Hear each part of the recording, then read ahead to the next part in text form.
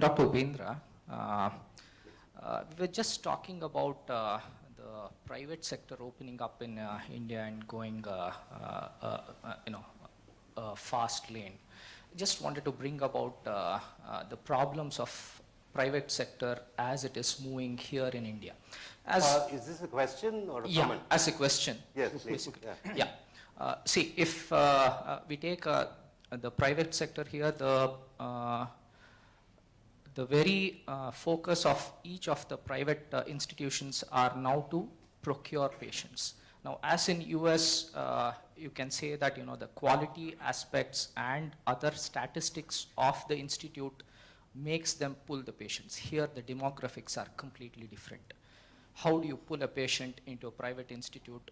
It's quite different here. So it's a dangerous path we are following as a private sector, where a lot of investment is being made on how to procure a patient to the institute, more than concentrating on any quality aspects. Please so come how up do with we the question, right? Yeah, how do we address these issues in the private sectors? So how do we go about making them more quality oriented so that they attract patients for quality, not for other issues which are actually being done now? Maybe we could take some more questions and then... Okay, sure. Dr. S.L. Rao had a question. Thank you. What are the things that I missed specific discussion on? And I would like speakers to please address this. Right at the beginning, Mr. Chandru seemed to suggest that self-regulation works in India, and he mentioned the Institute of Chartered Accountants. I totally disagree with him. I think every aspect, every self-regulation in India has been a total failure, whether it's Institute of Chartered Accountants, it's the Medical Council of India, or it is the sports bodies, the cricket and everything else. So I think self-regulation has been a total and utter failure in India, with a lot of corruption and a lot of nepotism.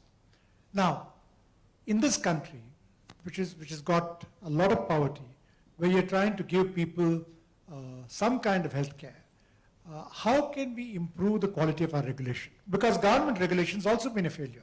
Nobody has mentioned the disaster of drug regulation in India, whether it's in manufacturing or in retail, it's in distribution. Nor have they mentioned the question of drug price control and the way in which drug price control has been rather opaque, the way in which government has worked it. So I wonder whether speakers have any views on these. Thank you.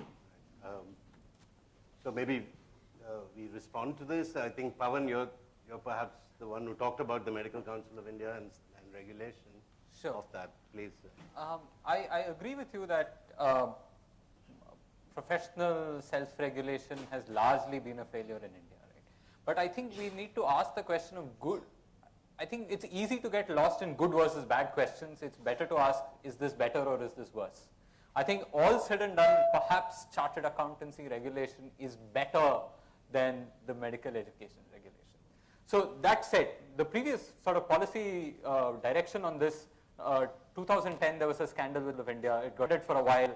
That was coming in where they wanted to replace it with a board and a mission. But unfortunately, that was in the wrong direction. The government wanted to take professional self-regulation and centralize it and put it in Delhi.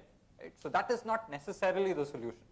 But I agree with you in that we need to think a lot more on how to do this, and there's no one given answer right now. And if I could just quickly respond to some of what my panelists, co-panelists had said earlier. While I still maintain that we need a lot more qualified doctors in India, I think what makes a qualified doctor is open to discussion and debate. Because, for example, I remember that my grandfather was a licensed medical practitioner, right? The old LMP scheme. You don't need a full-fledged MBBS, and now no one stops at an MBBS, right? You need an MD, and you need a super specialization, and then they need to earn a living. So it's about. So unfortunately, there's this. I mean, if I can use this phrase.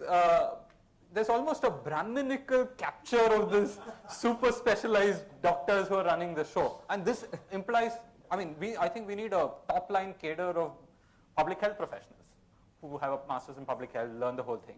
So we don't need one power structure or one pyramidal hierarchy, and we need everyone in the health care and health space, and we need a lot more of these people. So Balu wanted to respond to You're Dr. talking S.L. about private quality control.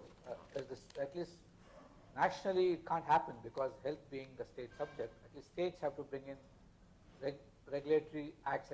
I don't agree that regulation itself has failed. I think the way we regulate has failed. We do have in Karnataka, it took us 32 years of lobbying with the state of Karnataka to get a private medical establishment regulation act. Okay, many other states have not even achieved it. What does Karnataka government look at it as? An opportunity to register a doctor, charge the registration fees, and that's it. And then the DHOs look at it as opportunities to get little money out of the people. Now they have forgotten the very context of regulation. And who regulates? We have to have neutral umpires to regulate. Like in the cricket world operates, you can actually complain to the third umpire or to the referee to arbitrate. How does a system, a country which runs its own healthcare, also become an umpire for the private healthcare sector? I think it's unfair the way it's structured. Now the government of India sets up a regulatory body which doesn't even regulate the public sector. We have Indian public health standards, possibly the finest public health standards conceived by the human brain for public health systems. But I can challenge you, no government health facility follows it. But you give it in the hands of a DHO, he'll want to enforce it on the private sector. Yeah. And that is why private sector resists. Now to me, I'm not a fan of markets, but let me, full disclosure, but despite it, let me tell you the best tool that India can have in regulation, in healthcare, is market regulators. What do I mean by that? I was part of a WHO panel on accreditation, and we got thrown out of the window from government of India. I'll tell you why also. Will the private sector open itself up? Like if CRISIL can do rating of a financial agency, I'll set up a body which will come and rate you. Are you ready to put up a board in front of your hospital? I am so and so rated, I am A minus. And your neighboring hospital will say I am A triple plus. So let the markets decide what is their assessment and perception of quality. Let them walk into your hospital if they think you are delivering better quality. And we have standards for it. All of it is already, metrics are there, standards are there. The private sector actually is the one which is the most worried to allow itself to scrutiny by public and allow itself to be measured and market the measurements. You are worried. Arvind will not worry about allowing itself to be measured. But I can tell you, I don't want to name any hospitals in Bangalore. If I walk into a corporate hospital in Bangalore and tell, I will measure you and put up a board outside saying how good you are, you will not want me anywhere nearby. So I think somewhere we got to get out of this mindset and only holding public hospitals accountable. Like if I can tell you in a small village there is a woman dying, I can promise you in Karnataka there is a medical audit happening.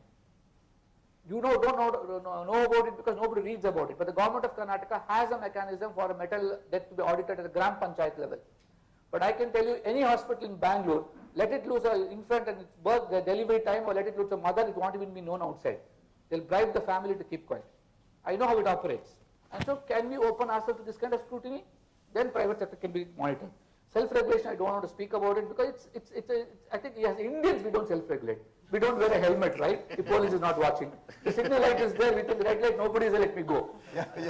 Ganesha on the dashboard. How do you regulate a nation of people who are conveniently honest? Right? I have been vigilance director to Santosh Hegde for 5 years. The worst part of my life was being his vigilance director in health. And I would feel so sad that I would go catch a PHC medical officer for taking 5 rupees. Poor fellow. Whereas he gets posted there only because if he pays 5 lakhs to his MLA.